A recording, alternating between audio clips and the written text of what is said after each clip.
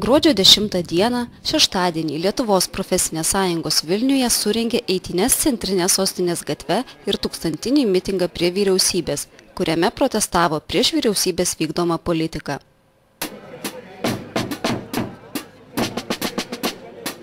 Protestuotojai reikalavo didinti minimalųjį darbo užmokestį, šiuo metu siekiantį 800 litų.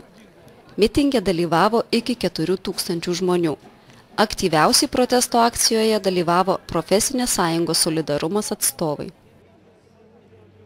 Į mitingą žmonės suvažiavo iš įvairių Lietuvos rajonų – Klaipėdos, Alytaus, Kauno, Varėnos ir kitų miestų.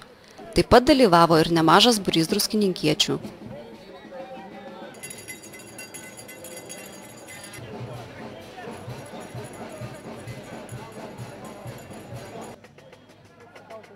Protestuotojų palaikyti atėjo Europarlamento narys Juozas Imbrasas, Seimo opozicijos lyderis Valentinas Mazuronis, Seimo narys Dailis Alfonsas Barakauskas bei kiti Seimo nariai.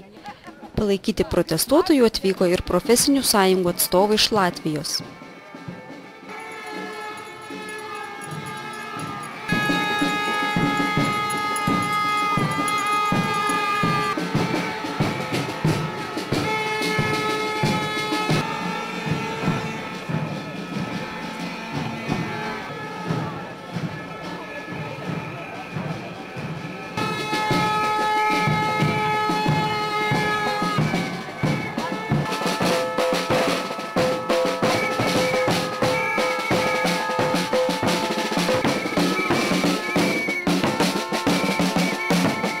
Profesinės sąjungos Solidarumas pirmininkė Aldona Jašinskienė išreiškė profsąjungų norą aktyviau dalyvauti valstybės valdyme. Su nerimu kalbėjo apie esamas problemas energetikos sektoriuje, kai vejami specialistai ir jų vietas užima tos srities neišmanantys žmonės. Mitinge buvo reikalaujama nuo sausio didinti minimalųjį darbo užmokestį iki 1000 litų. Profesinės sąjungos nepatenkintos siūlymais liberalizuoti darbo santykius.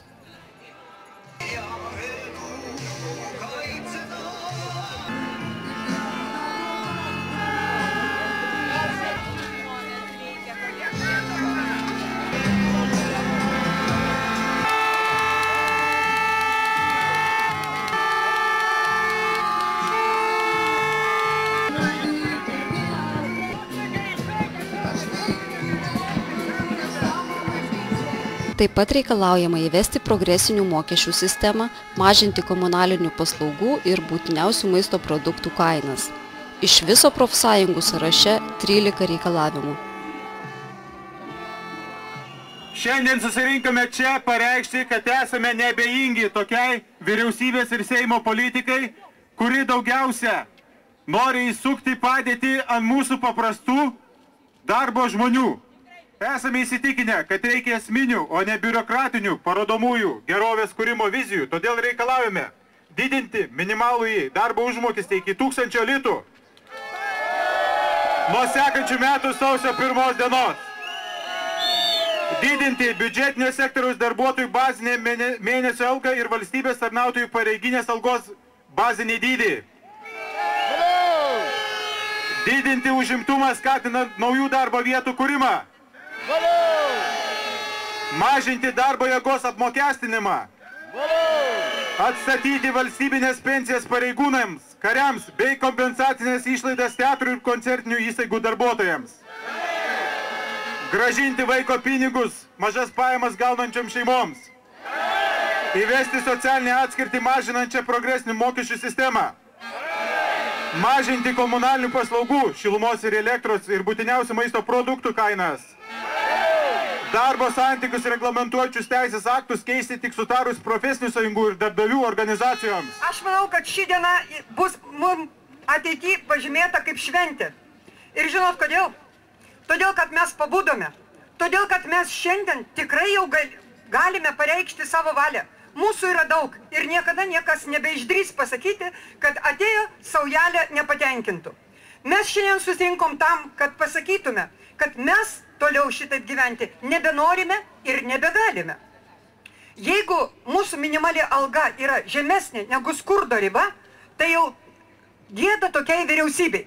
Gėda, kad mus mūsų žemina orumą, kad mums neleidžia dirbti čia Lietuvoje, o priverčia mūsų emigruoti.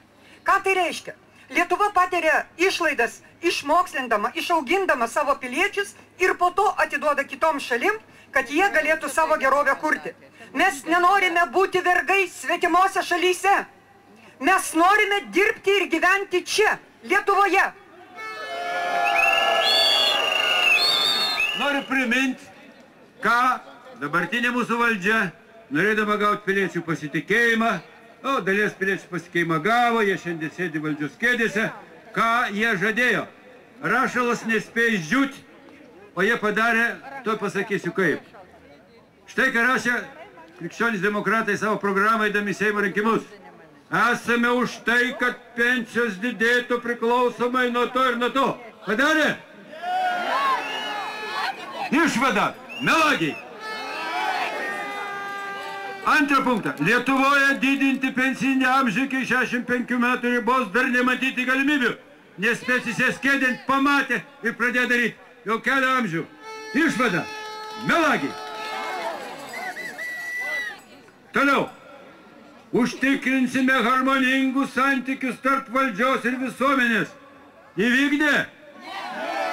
Laisva nuo oligarkinės įtakos valstybė mūsų bus, pažadėjo Kubilius savo programai. Tokia yra? Išvada, melagiai. Ką galim parekomenduoti melagių valdžiai? Prieš 3 savaitės opozicinės frakcijos mes pasirašėm susitarimą su jų visom profsąjungom apie tai, kad mes kartu sieksim, kad minimalus atlyginimas būtų nemažesnis negu pusė vidutinio atlyginimo. Šiandien tai būtų 1050 litų.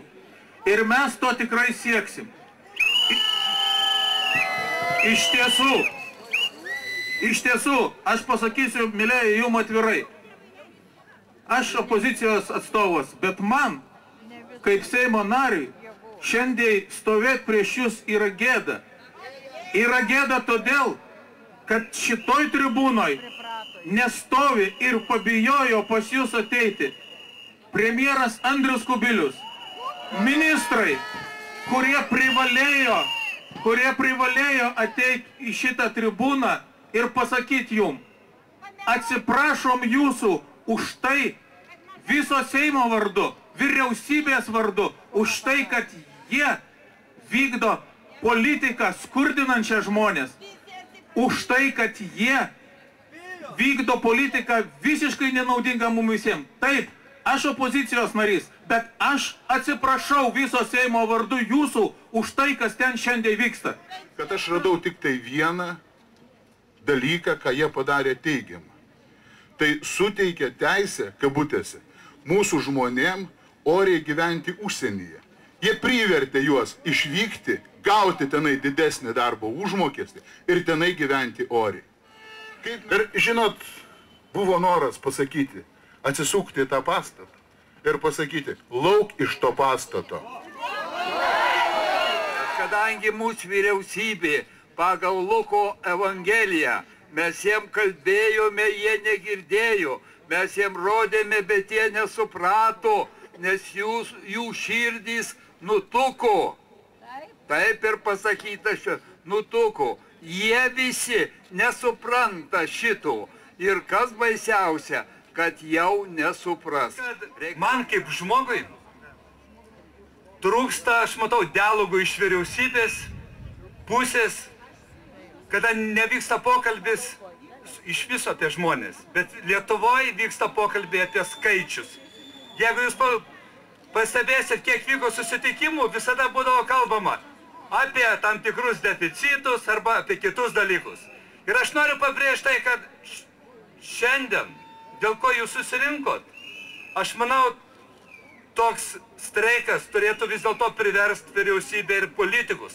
Aš kalbu plačiaja prasme, reiškia, susėdus už stalo susitart, kas pirmiausia turėtų būti įgyvendinta gerinant sąlygas. Negali būti tai, kad vienoj pusėje ekspertams, specialistams, pasikviestams į Lietuvą mokami milijonai, kitai pusėje, reiškia, vyksta skurdinimo programa. Ir jeigu bus kalbama ne apie pasekmes, kaip išgelbėti bankus, Bet jeigu bus kalbama apie tai, kaip kurt naujas darbo vietas, kaip kovoti su energetiniam problemom, kokiais šaltiniais galima panaudoti, kad, reiškia, situacija keistųsi ekonomikai. Aš noriu drąsiai pasakyti, kad reikalavimas turi būti pagrindinis darbo, darbo, darbo. Kol nebus šito, tol nebus rezultatų. Ačiū. Слава diena, Lietuva! Sveikata žmogaus! Я сегодня приехал к вам с нашими товарищами из латвийских профсоюзов. Латвийские трудящиеся шлет вам большой привет, литовский народ. Я сегодня горжусь, что наш латвийский флаг сегодня может веять вместе с литовскими флагами. И что мы сегодня живем в одном духе солидарности и говорим о том же, что в Латвии, здесь в Литве. Я очень рад, что вы очень активны, очень смелы и боретесь за свои права. Save važiuodama klausiu, kodėl mes čia važiuojam, kodėl mes čia renkamės. Ogi renkamės todėl, kad šitie ponai su mumis nebesiskaito. Iš mūsų nieko reikalauja tik tai darbo, darbo, darbo. Mes pasidarėme vergais. Mes pavargom, o viešpatie, klajoti po dykumą. Mes nežinom, kur einame. Mes pasiklydome. Mūsų tikslas miražas. Tuščios viltis tai mūsų ateitis. Mūsų maistas skurdi vargo duona užgerta ašaromis.